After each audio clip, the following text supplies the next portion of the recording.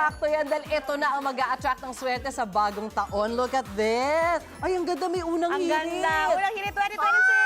Cute. Kakanin yan! Yes, nako, kung hindi yan pwedeng, talagang hindi yan pwedeng mawala sa New Year Correct, handa. correct. At ano nga ba, ikaw ate, anong favorite mong kakanin handa? Ako, bibingka, pero nagkakagulo kasi iba yung bibingkang galapong, tapos iba din yung bibingka na may parang latik sa ibabaw. Ay, parang yun ang gusto kong Yun. yung Actually, latik. both. Pero yan yung hinahanda yung Oo malagkit. nga, Ikaw no. naman? Yun din, same. Yung Iba, may no? latik. Mahilig ako sa latik. Yes. Oo, siguro manlalatik ako. Ay, Ba? Char. May ganun-ganun. Maglalatik. Pero hindi, ito.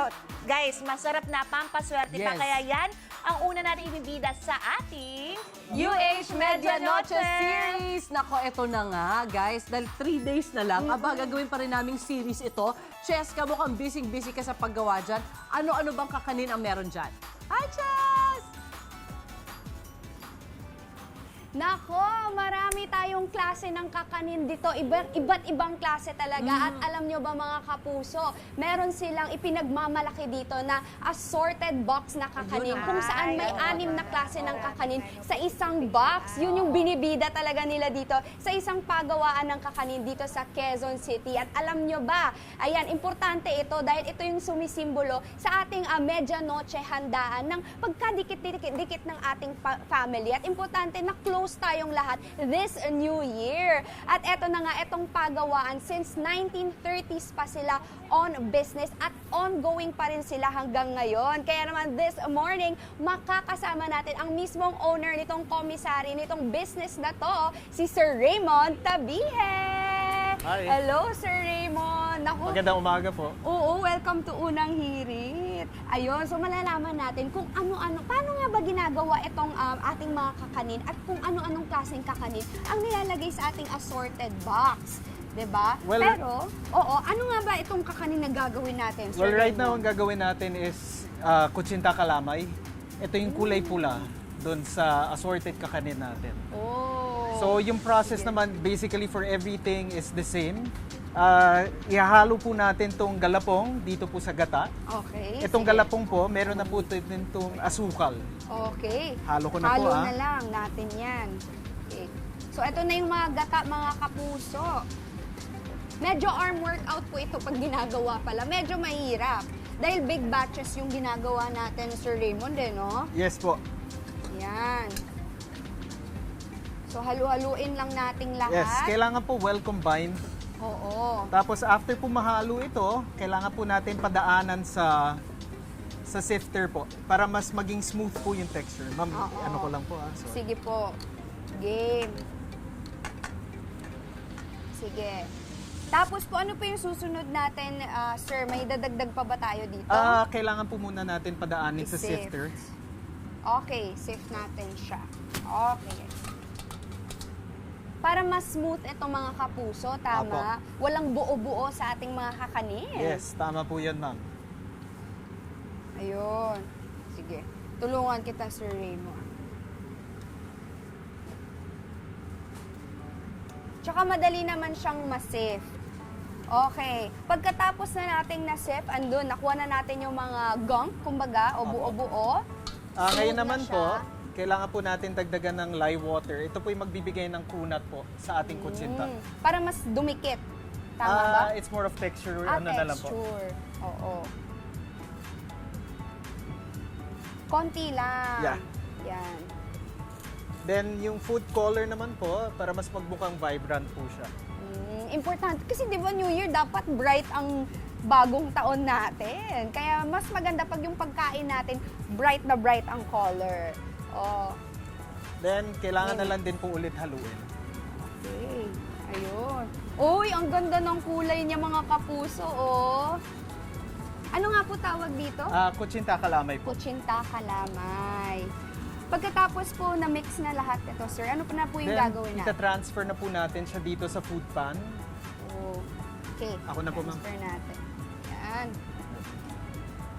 Bakit po, Sir Raymond, may tela tayo dito? Bakit sa tela siya nilalagay? Yung tela po, kailangan po siya to absorb moisture. Oh. Kasi pag hindi po naglagay po ng katsa, magmamapa po matutuluan po ng tubig yung kakanin po sa ilalim niya. Kasi Ayan. yung steamer po natin, patong-patong din po siya, parang ref. So kaya kailangan po ng tela. Thank you. Okay. And then after mga kapuso na nalagay na natin dito sa ating lalagyan, we can now proceed sa pagluto sa kanya. Would you call this baking? More of steaming po. Steaming it. Ayan, so dun po tayo, sir. Ayan. Anuhin ko lang po. Sige. I-level lang po natin. Sige, kukunin natin ang ating finished product over here. Eto na siya. Medyo mainit-init to mga kapuso. Ayan o. Eto na ang ating finished Kailangan ko pa product. bakaluin. Ang ating kutsinta calamay. At eto makikita natin kung paano nga ba ito ina-assemble. So eto yung process area nila. Ayan.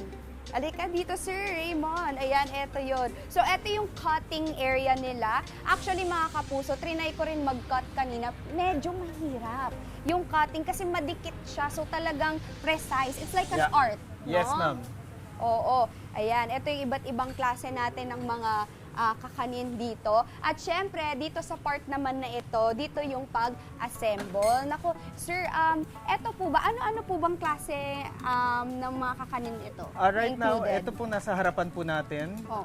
Ito po yung mais kalamay. Mais ka naman. Then, kamoting kahoy po. Kamoting kahoy is kasaba. Okay. Then, ito po yung ginawa natin kanina. Kutsinta kalamay po. Mhm. Then, ito po yung pinaka-famous po na kakanin po natin, sapin-sapin. So, kaya po siya tinawag na sapin-sapin kasi 3 layer po siya na patong-patong.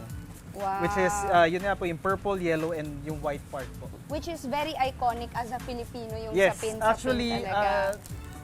mga tao po, tinatawag po yung kakanin po natin na sapin-sapin. When they say sapin-sapin, they're referring po dito po sa assorted kakanin natin. Oo. At eto, magkano po ba ang ating pinagmamalaking assorted na Ito pong nasa harapan Box. natin, this is the medium size, 370 pesos po ito. 370 pesos. At may nakikita nga po ako dito, Sir Raymond, na mga letters. Parang bago ito, ha? Yes, bale, ito po yung po natin, take po natin, parang mga cake na we could customize. So these are kamoting kahoy as well, edible po siya. Kamoteng kahoy. It's 10 pesos po per letter po. Wow! So parang innovation din Yeah. ito, no?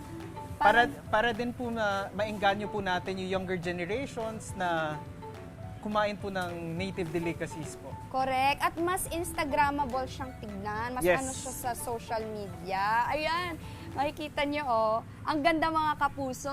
Gaano katagal yung shelf life nitong assorted na Well, kakanin? shelf life po, it has to be consumed immediately dahil wala po tayong preservatives. Pero kung just in case na hindi nyo po maubos, pwede nyo po siya ilagay sa ref or freezer. Tatagal po at least 2 days. At least 2 days. Basta naka-ref lang. O, di ba mga kapuso, ang ganda nito. At syempre, hindi pwede, Sir Raymond, na hindi natin tikman ang inyong mga kakanin, which I'm super duper excited. Ayan, tikman natin ang iconic na pichi-pichi. Ay, ano nga tawag dito? Well, Sapin-sapin. sapin-sapin. Oo, This one po. ito, sapin-sapin. Actually, meron din sila mapichi-pichi. Ito naman po Ayan, yung pichi-pichi puto. natin with cheese. Then, Oo. puto pao po. We also have black kutsinta, ube halaya, the biko, yung nasa gitna po. Ayun. Tikman na natin. Didip ko dito, di ba? Yes, sir? this is toasted coconut or budbod in Tagalog po. Cheers! Happy New Year, mga kapuso!